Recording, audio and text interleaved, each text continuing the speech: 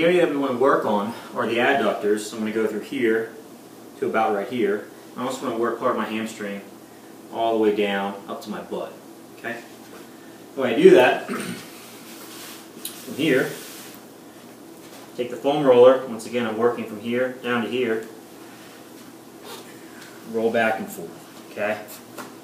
I like to try to stretch that muscle a little bit as I roll, because I think I get a better effect that way. So I'm bringing my knee up, rolling all the way down, back and forth. Okay?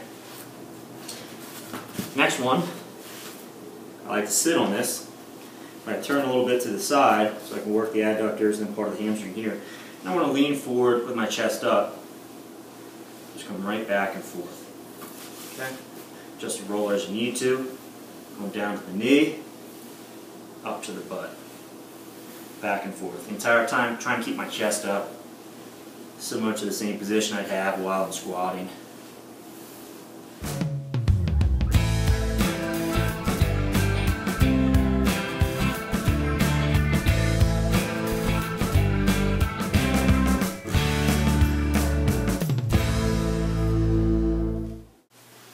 We can also mobilize the same area with a softball. From here, I'm going to assume that same position. I'm going to try to get this softball right in those same muscles we were talking about earlier. I'm going to fish around until I find a restricted area. You'll know it. It feels like a taut band. And from here, what I want to do is take a breath in, and as I blow out, I sink into a deeper stretch, and I allow that softball to sink into my muscle right there. I can also use some reciprocal inhibition. So as I breathe in, relax, blow out, I'm flexing my glute on this side right here, trying to pull my knee up in the air, and then I'll allow these adductors here to relax some.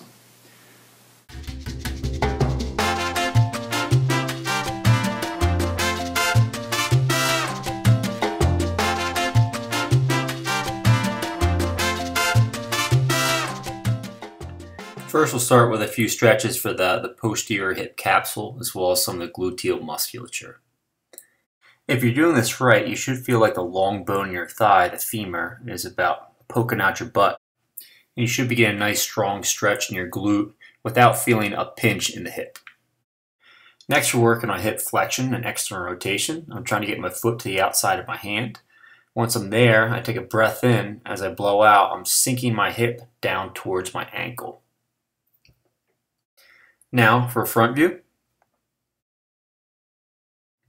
You can bend your inside elbow and try to drop that towards your heel. Just keep in mind that we're trying to keep our back flat here and mobilize the hip and not the spine. To focus a bit more on hip external rotation, you can take your hand and walk it to the outside of your foot. From here, supporting your body, you can allow your knee to just fall out to the side. And from here, I'm just doing some deep breathing and allowing that knee to fall out. Keep in mind here that we're still trying to work on the hip and not the spine, so try to keep your back in a neutral position. Last, we're just going to a pigeon pose. This is maximal hip external rotation and flexion. Pretty good stretch for the hip.